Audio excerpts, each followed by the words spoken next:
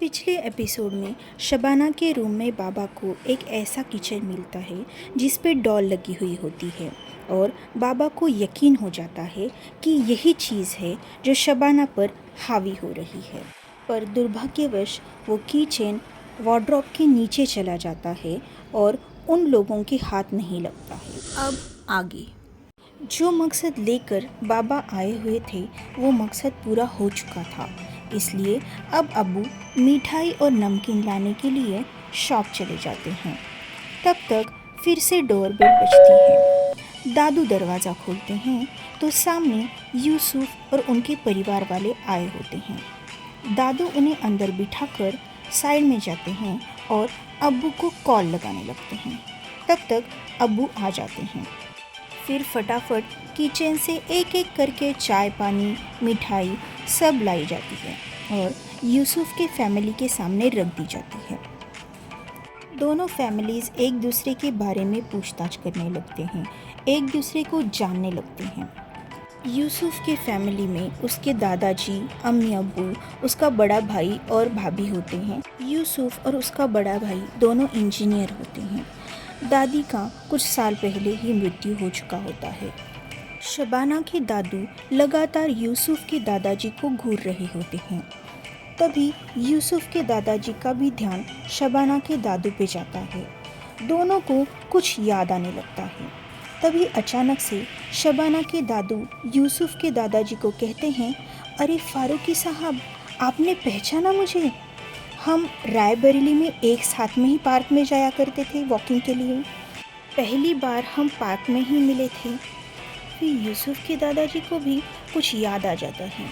फिर दोनों बहुत खुश होते हैं और कहते हैं कि अभी तो पूछताछ करने की ज़रूरत ही नहीं है, हम दोनों को ख़ानदानी लोग मिल गए हैं।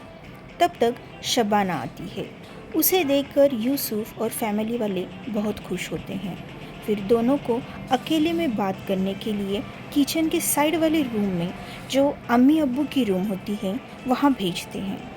दोनों भी पहले तो कुछ बात नहीं करते, फिर धीरे धीरे वो दोनों भी अपने प्रोफेशन के बारे में बात करते हैं। थोड़ी इधर उधर की बातें होने के बाद दोनों रूम से बाहर आ जाते हैं। दोनों को भी पूछा जाता है कि आगे क्या करना चाहिए, तो वो दोनों वो फैसला अपने परिवार वालों पर छोड़ते हैं। दरगाह वाले बाबा दोनों परिवार वालों को बहुत अच्छे से जानते थे, इसलिए दोनों परिवार वालों को भी कोई शक नहीं रहता। फिर बाबा ही दोनों भी परिवार वालों की अच्छाइयाँ एक दूसरे से बोलते हैं। यूसुफ और उसके परिवार वाले शबाना और उसके परिवार वालों को 2 दिन के बाद ही घर पर आने का न्योता देते हैं। शबाना के घर से दादा दादी और अम्मी अब्बू यूसुफ के घर पे जाते हैं। वहाँ जाने के बाद उनको पता चल जाता है कि वो सब पहले रायबरेली में रहा करते थे। यूसुफ की दादी की तबीयत बहुत ख़राब हो गई थी और उसी में उनका देहांत हो गया। दादी के चले जाने के बाद दादाजी टूट से गए थे, इसलिए उनको वहाँ से निकालना ज़रूरी था। उसी बीच यूसुफ के बड़े भाई यासिर को लखनऊ में जॉब लग चुकी थी, इसलिए वो चाहता था कि वो लोग लखनऊ में ही शिफ्ट हो जाए। यूसुफ के अब्बू भी लखनऊ शिफ्ट होने के लिए मान गए और वो सब यहाँ पर रहने आ गए। और शबाना के अब्बू जब रिटायर हो गए तो वो अपनी पुश्तैनी हवेली में रहने लखनऊ आ गए। इसलिए बाद में फिर कभी शबाना के दादू की और यूसुफ के दादाजी की मुलाकात या बातचीत नहीं हुई। अब इतने सालों बाद यूसुफ और शबाना के रिश्ते की वजह से उनकी फिर से मुलाकात हो गई और बहुत जल्द ही ये मुलाकात रिश्तेदारी में बदलने वाली थी। यूसुफ के घर वालों को शबाना और उसके घर वाले अच्छे लगते हैं। दोनों परिवार वाले तय करते हैं कि शादी सादगी से और लिमिटेड परिवार वालों के बीच होगी। बाबा के कहने पर यूसुफ और उसके परिवार वाले बिना किसी विरोध के तावीज़ पहन लेते हैं और जो चीज़ बाबा ने शबाना के घर पर चिपकाई थी वो भी चिपका लेते हैं। अब सब कुछ अच्छा चल रहा होता है। शादी तय होती है, शादी की डेट भी निकाल दी जाती है। इसी बीच श्वेता की भी शादी हो जाती है और वो अमेरिका चली जाती है और शबाना से वादा करती है कि वो उसकी शादी में ज़रूर आएगी। धीरे धीरे वक्त गुजर रहा होता है। इस बीच अब्बू उस कीचेन के बारे में भूल जाते हैं। शादी होने तक शबाना और यूसुफ की फ़ोन पे बातें होती रहती है। अब शबाना की मेहंदी की रस्म होती है।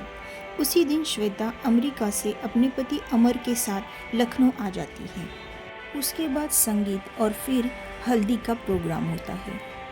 हल्दी का प्रोग्राम होने के बाद शबाना श्वेता और अमर को घर पर ही रहने को बोलती है क्योंकि रात बहुत हो चुकी होती है। शबाना अम्मी और अब्बू के रूम में शिफ्ट हो चुकी होती है, इसलिए श्वेता भी वहीं जाकर सोती है। सब लोग बहुत थके हुए होते हैं, इसलिए सब जल्द ही नींद की आगोश में चले जाते हैं, लेकिन शबाना को नींद ही नहीं आ रही होती। वो श्वेता को देखती है तो वो गहरी नींद में होती है। फिर शबाना भी सोने की कोशिश करने लगती है। कल शादी के बाद उसकी ज़िंदगी बदल जाएगी। इसी सोच की वजह से शायद उसे नींद नहीं आ रही थी। वो अपनी आंखें बंद करती है। तभी उसे ऐसा लगता है मानो खिड़की से कोई उसे झांक रहा है। वो इग्नोर करती है, लेकिन एक आवाज़ आती है और आवाज़ शबाना को ही बुला रही होती है। वो आवाज़ सुनकर शबाना के चेहरे का तो रंग ही उड़ जाता है। वो अपने आप से कहती है, ऐसा कैसे हो सकता है? वो तो मर चुका है। फिर से वही आवाज़ आने लगती है। शबाना डर कर श्वेता को उठाती है। श्वेता झट से उठती है और शबाना का डरा हुआ चेहरा देखकर उसे पूछती है, लेकिन शबाना उसे कहती है, अरे यार, तू क्या सो रही है? आज ही का तो दिन है हमारे पास। कल मैं अपने ससुराल चली जाऊंगी और तू अमेरिका। फिर न जाने हमारी मुलाकात कब होगी। चलना, हम आज की रात ढेर सारी बातें करते हैं।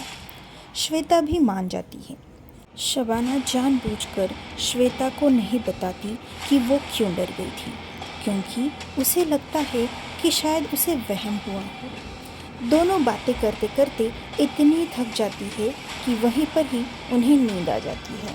सुबह में अम्मी और बाकी सब लोग उठ जाते हैं, लेकिन श्वेता और शबाना अब भी सोई हुई होती है। क्या शबाना की शादी ठीक से हो पाएगी? क्या वो काला साया फिर कुछ करेगा जिससे कि शबाना की शादी रुक जाए? ये सब जानने के लिए सुनते रहिए पतिव्रता मीटिंग देखो।